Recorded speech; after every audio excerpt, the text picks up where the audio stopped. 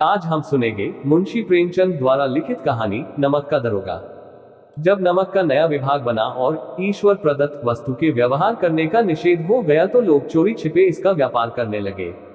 अनेक प्रकार के छल प्रपंचों का सूत्रपात हुआ। कोई घूस से काम निकालता था, कोई चालाकी से। अधिकारियों के पौ 12 थे। पटवारीगिरी का सर्वसम्मानित पद छोड़कर लोग इस विभाग की बरकंदाजी करते थे। इसके दारोगा पद के लिए तो वकीलों का भी जी ललचाता था। यह वह समय था जब अंग्रेजी शिक्षा और ईसाई मत को लोग एक ही वस्तु समझते थे। फारसी का प्राबल्य था। प्रेम की कथाएं और श्रृंगार रस के काव्य पढ़कर फारसीदा लोग सर्वोच्च पदों पर नियुक्त हो जाया करते थे। मुंशी वंशीधर भी जुलेखा की विरह कथा समाप्त करके सीरी और फरहाद के प्रेम वृतांत को नल और नील की लड़ाई और अमेरिका के आविष्कार से अधिक महत्व की बातें समझते हुए रोजगार की खोज में निकले। उनके पिता एक अनुभवी पुरुष थे। समझाने लगे, बेटा, घर की दुर्दशा देख रहे हो, ऋण के बोझ से दबे हुए हैं। लड़कियां हैं, वे घास फूस की तरह बढ़ती चली जाती हैं। मैं कगारे पर का वृक्ष हो रहा हूं, न मालूम कब गिर पड़ूं। अब तुम ही घर के मालिक मुख्तार हो। नौकरी में ओहदे की ओर ध्यान मत देना, यह तो पीर का मजार है। निगाह चढ़ावे और चादर पर रखनी चाहिए। ऐसा काम ढूंढना जहां कुछ ऊपरी आय हो। मासिक वेतन तो पूर्णमासी का चांद है, जो एक दिन दिखाई देता है और घटते घटते लुप्त हो जाता है। ऊपरी आय बहता हुआ स्रोत है जिससे सदैव प्यास बुझती है। वेतन मनुष्य देता है, इसी से उसमें वृद्धि नहीं होती। ऊपरी आमदनी ईश्वर देता है, इसी से उसकी बरकत होती है। तुम स्वयं विद्वान हो, तुम्हें क्या समझाऊं।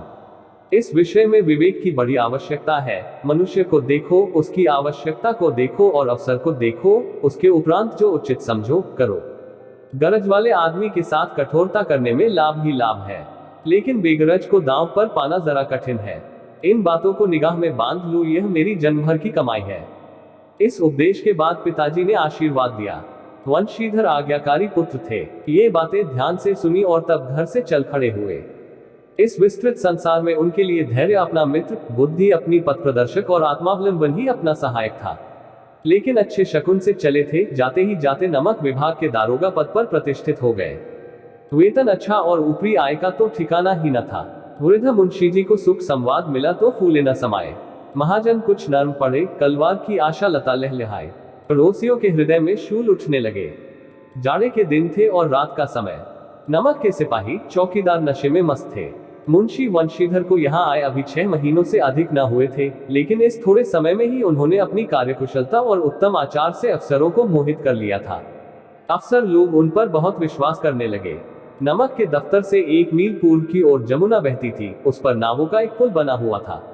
दारोगाजी किवाड़ बंद किए मीठी नींद सो रहे थे। अचानक आंख खुली तो नदी के प्रवाह की जगह गाड़ियों की गड़गड़ाहट तथा मल्लाहों का कोलाहल सुनाई दिया। उठ बैठे। इतनी रात गए गाड़ियां क्यों नदी के पार जाती हैं? अवश्य कुछ ना कुछ गोलमाल है। तर्क ने भ्रम को पुष्ट किया। वर्दी पहनी, तमंचा जेब में रखा और बात की बात में घोड़ा बढ़ाए हुए पुल पर आ पहुंचे। गाड़ियों की एक लंबी कतार पुल के पार जाती देखी। डांटकर पूछा, किसकी गाड़ियां हैं? थोड़ी देर तक सन्नाटा रहा। आदमियों में कुछ कानाफूसी हुई, तब आगे वाले ने कहा, पंडित अलोपीदीन की। कौन पंडित अलोपीदीन? दातागंज के। मुंशी वंशीधर चौंके। पंडित अलोपीदीन इस इलाके के सबसे प्रतिष्ठित जमींदार थे। लाखों रुपए का लेन देन करते थे। इधर छोटे से बड़े कौन ऐसे थे जो उनके ऋणी न हो। व्यापार भी बड़ा लंबा चौड़ा था। बड़े चलते पुर्जे आदमी थे। अंग्रेज अफसर उनके इलाके में शिकार खेलने आते और उनके मेहमान होते।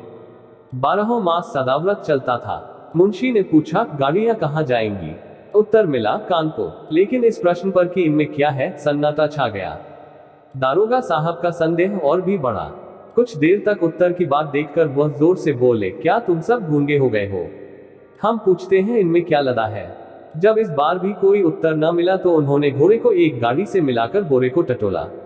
भ्रम दूर हो गया। यह नमक के ढीले थे। पंडित अलोपीदीन अपने सजीले रथ पर सवार, कुछ सोते कुछ जागते चले आते थे। अचानक कई गाड़ीवानों ने घबराए हुए आकर जगाया और बोले, महाराज, दारोगा ने गाड़ियां रोक दी हैं और घाट पर खड़े आपको बुलाते हैं। पंडित अलोपीदीन का लक्ष्मी जी पर अखंड विश्वास था। वह कहा करते थे कि संसार का तो कहना ही क्या, स्वर्ग में भी लक्ष्मी का ही राज्य है। उनका यह कहना यथार्थ ही था। न्याय और नीति सब लक्ष्मी के ही खिलौने हैं, इन्हें वह जैसे चाहती है नचाती है। लेटे ही लेटे गर्व से बोले, चलो हम आते हैं। यह कहकर पंडित जी ने बड़ी निश्चिंतता से पान के बीड़े लगाकर खाए। फिर लिहाफ ओढ़े हुए दारोगा के पास आकर बोले, बाबूजी आशीर्वाद। कहिए, हमसे ऐसा कौन सा अपराध हुआ कि गाड़ियां रोक दी गई? हम ब्राह्मणों पर तो आपकी कृपा दृष्टि रहनी चाहिए। वंशीधर रुखाई से बोले, सरकारी हुक्म। पंडित अलोपीदीन ने हंसकर कहा, हम सरकारी हुक्म को नहीं जानते और न सरकार को। हमारे सरकार तो आप ही हैं। हमारा और आपका तो घर का मामला है, हम कभी आपसे बाहर हो सकते हैं। आपने व्यर्थ का कष्ट उठाया। यह हो नहीं सकता कि इधर से जाए और इस घाट के देवता को भेंट न चढ़ावे। मैं तो आपकी सेवा में स्वयं ही आ रहा था। वंशीधर पर ऐश्वर्य की मोहिनी वंशी का कुछ प्रभाव न पड़ा। ईमानदारी की नई उमंग थी। कड़क कर बोले, हम उन नमक हरामों में नहीं हैं जो कौड़ियों पर अपना ईमान बेचते फिरते हैं। आप इस समय हिरासत में हैं। आपको कायदे के अनुसार चालान होगा। बस मुझे अधिक बातों की फुर्सत नहीं है। जमादार बदलू सिंह, तुम इन्हें हिरासत में ले चलो, मैं हुक्म देता हूँ। पंडित अलोपीदीन स्तंभित हो गए। गाड़ीवानों में हलचल मच गई। पंडित जी के जीवन में कदाचित यह पहला ही अवसर था कि पंडित जी को ऐसी कठोर बातें सुननी पड़ी। बदलू सिंह आगे बढ़ा, किंतु रोग के मारे यह साहस न हुआ कि उनका हाथ पकड़ सके। पंडित जी ने धर्म को धन का ऐसा निरादर करते कभी न देखा था। विचार किया कि यह अभी उद्दंड लड़का है, माया मोह के जाल में अभी नहीं पड़ा, अल्हड़ है, झिझकता है। बहुत दीन भाव से बोले, बाबू साहब ऐसा न कीजिए, हम मिट जाएंगे। इज्जत धूल में मिल जाएगी। हमारा अपमान करने से आपके हाथ क्या आएगा? हम किसी तरह आपसे बाहर थोड़े ही हैं। वंशीधर ने कठोर स्वर में कहा, हम ऐसी बातें नहीं सुनना चाहते। अलोपीदीन ने जिस सहारे को चट्टान समझ रखा था, वह पैरों के नीचे खिसकता हुआ मालूम हुआ। स्वाभिमान और धन ऐश्वर्य की कड़ी चोट लगी, किंतु अभी तक धन की सांख्यिक शक्ति का पूरा भरोसा था। अपने मुख्तार से बोले, लाला जी, 1000 के नोट बाबू साहब की भेंट करो, आप इस समय भूखे सिंह हो रहे हैं। वंशीधर ने गर्म होकर कहा, 1000 नहीं, 1 लाख भी मुझे सच्चे मार्ग से नहीं हटा सकते। धर्म की इस बुद्धिहीन दृढ़ता और देव दुर्लभ त्याग पर मन बहुत झुंझलाया।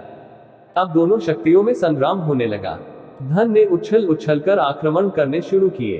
1 से 5, 5 से 10, 10 से 15 और 15 से 20,000 तक नौबत पहुंची, किंतु धर्म अलौकिक वीरता के साथ बहुसंख्यक सेना के सम्मुख अकेला पर्वत की भांति अटल अविचलित खड़ा था। अलोपीदीन निराश होकर बोले, अब इससे अधिक मेरा साहस नहीं, आगे आपको अधिकार है। वंशीधर ने अपने जमादार को ललकारा। बदलू सिंह मन में दारोगाजी को गालियां देता हुआ पंडित अलोपीदीन की ओर बढ़ा। पंडित जी घबराकर 2-3 कदम पीछे हट गए। अत्यंत दीनता से बोले, बाबू साहब, ईश्वर के लिए मुझ पर दया कीजिए, मैं 25,000 पर निपटारा करने को तैयार हूँ। असंभव बात है। 30,000 पर किसी तरह भी संभव नहीं। क्या 40,000 पर भी नहीं? 40,000 नहीं, 40 लाख पर भी असंभव है। बदलू सिंह, इस आदमी को हिरासत में ले लो। अब मैं एक शब्द भी नहीं सुनना चाहता।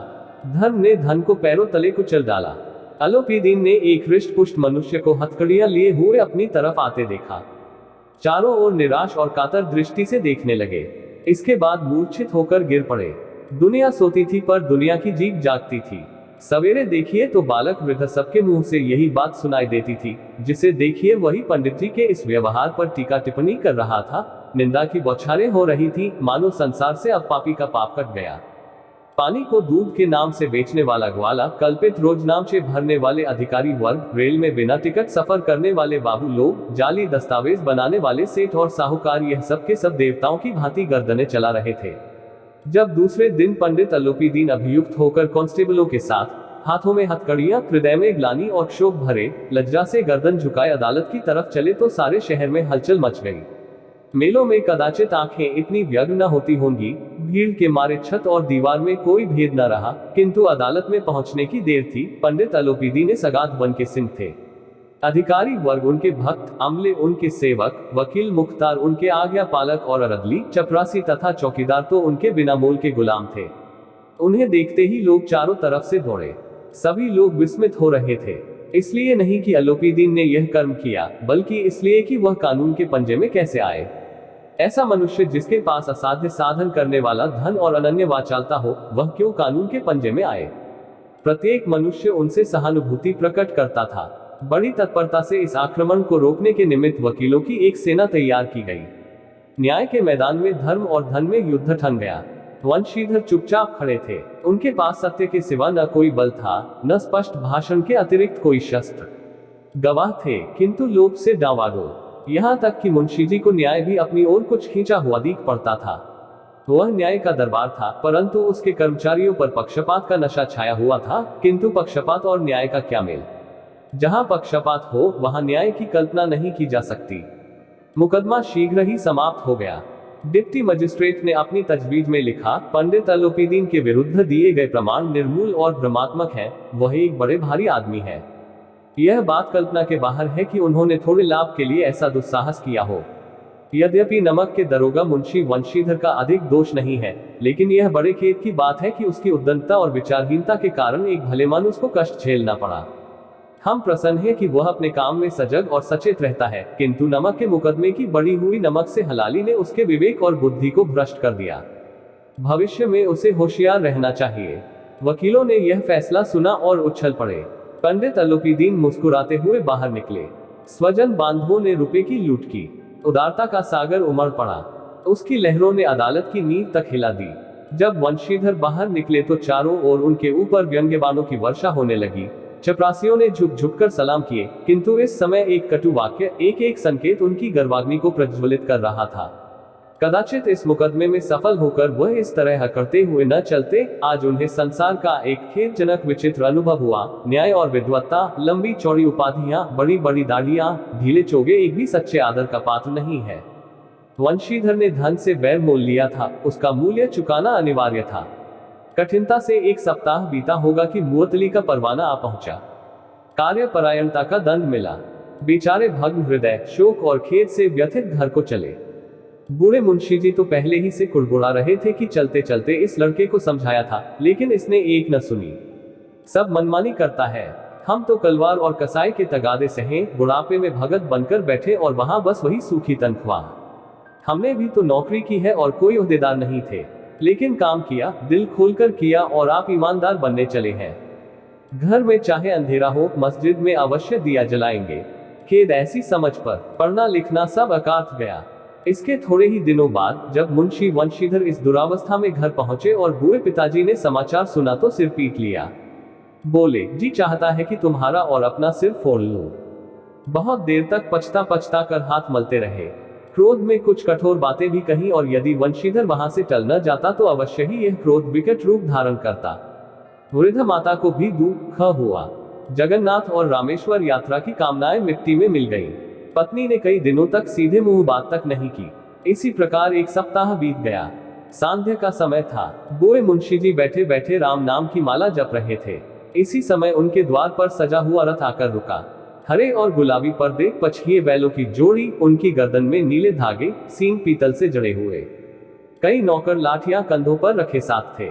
मुंशी जी अगवानी को दौड़े, देखा तो पंडित अलोपीदीन है। झुककर दंडवत की और लल्लो चप्पो की बातें करने लगे। हमारा भाग्य उदय हुआ जो आपके चरण इस द्वार पर आए। आप हमारे पूज्य देवता हैं, आपको कौन सा मुंह दिखावे, मुंह में तो कालिख लगी हुई है।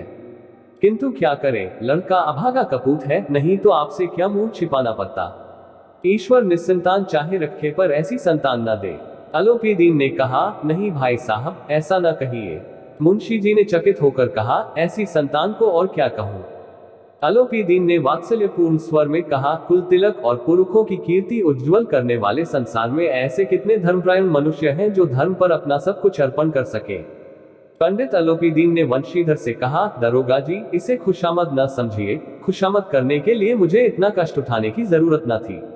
उस रात को आपने अपने अधिकार बल से अपनी हिरासत में लिया था, किंतु आज मैं स्वेच्छा से आपकी हिरासत में आया हूँ। मैंने हजारों रईस और अमीर देखे, हजारों उच्च पदाधिकारियों से काम पड़ा, किंतु परास्त किया तो आपने। मैंने सबको अपना और अपने धन का गुलाम बनाकर छोड़ दिया। मुझे आज्ञा दीजिए कि आपसे कुछ विनय करूं। वंशीधर ने अलोपीदीन को आते देखा तो उठकर सत्कार किया, किंतु स्वाभिमान सहित। समझ गए कि यह महाशय मुझे लज्जित करने और जलाने आए हैं। क्षमा प्रार्थना की चेष्टा नहीं की, वरन उन्हें अपने पिता की यह ठकुर सुहाती की बात असह्य सी प्रतीत हुई। पर पंडित जी की बातें सुनी तो मन की मैल मिट गई। पंडित जी की ओर उड़ती हुई दृष्टि से देखा। सद्भाव झलक रहा था। गर्व ने अब लज्जा के सामने सिर झुका दिया। शर्माते हुए बोले, यह आपकी उदारता है जो ऐसा कहते हैं। मुझसे जो कुछ अभिनय हुई है उसे क्षमा कीजिए। मैं धर्म की बेड़ी में जकड़ा हुआ था, नहीं तो वैसे मैं आपका दास हूँ। जो आज्ञा होगी वह मेरे सिर माथे पर। अलोपीदीन ने विनीत भाव से कहा, नदी तट पर आपने मेरी प्रार्थना नहीं स्वीकार की थी, किंतु आज स्वीकार करनी पड़ेगी। वंशीधर बोले, मैं किस योग्य हूँ, किंतु जो कुछ सेवा मुझसे हो सकती है उसमें त्रुटि न होगी। अलोपीदीन ने एक स्टाम्प लगा हुआ पत्र निकाला और उसे वंशीधर के सामने रखकर बोले, इस पद को स्वीकार कीजिए और अपने हस्ताक्षर कर दीजिए। मैं ब्राह्मण हूँ, जब तक यह सवाल पूरा न कीजिएगा द्वार से न हटूंगा। मुंशी वंशीधर ने उस कागज को पढ़ा तो कृतज्ञता से आंखों में आंसू भर आए। पंडित अलोपीदीन ने उनको अपनी सारी जायदाद का स्थायी मैनेजर नियत किया था। 6000 वार्षिक वेतन के अतिरिक्त रोजाना खर्च अलग, सवारी के लिए घोड़ा, रहने को बंगला, नौकर चाकर मुफ्त। कंपित स्वर में बोले, पंडित जी, मुझ में इतनी सामर्थ्य नहीं है कि आपकी उदारता की प्रशंसा कर सकूं, किंतु ऐसे उच्च पद के योग्य नहीं हूं। अलोपीदीन हंसकर बोले, मुझे इस समय एक अयोग्य मनुष्य की ही जरूरत है। वंशीधर ने गंभीर भाव से कहा, यो मैं आपका दास हूँ। आप जैसे कीर्तिवान सज्जन पुरुष की सेवा करना मेरे लिए सौभाग्य की बात है, किंतु मुझमें न विद्या है, न बुद्धि, न वह स्वभाव जो इन त्रुटियों की पूर्ति कर देता है। ऐसे महान कार्य के लिए एक बड़े मर्मज्ञ अनुभवी मनुष्य की जरूरत है। अलोपीदीन ने कलम दान से कलम निकाली और उसे वंशीधर के हाथ में देकर बोले, न मुझे विद्वत्ता की चाह है, न अनुभव की, न मर्मज्ञता की, न कार्यकुशलता की। इन गुणों के महत्व को खूब पा चुका हूँ। अब सौभाग्य और सुअवसर ने मुझे वह मोती दे दिया जिसके सामने योग्यता और विद्वत्ता की चमक फीकी पड़ जाती है। यह कलम लीजिए, अधिक सोच विचार न कीजिए, दस्तखत कर दीजिए। परमात्मा से यही प्रार्थना है कि वह आपको सदैव वही नदी के किनारे वाला बेमुरौवत, उद्दंड, कठोर परंतु धर्मनिष्ठ दारोगा बनाए रखे। वंशीधर की आंखें डबडबाई। हृदय के संकुचित पात्र में इतना एहसान न समा सका। एक बार फिर पंडित जी की ओर भक्ति और श्रद्धा की दृष्टि से देखा और कांपते हुए हाथ से मैनेजरी के कागज पर हस्ताक्षर कर दिए। अलोपीदीन ने प्रफुल्लित होकर उन्हें गले लगा लिया। अगर आपको ये कहानी पसंद आई तो इसे लाइक करें, अपने दोस्तों के साथ शेयर भी करें। धन्यवाद।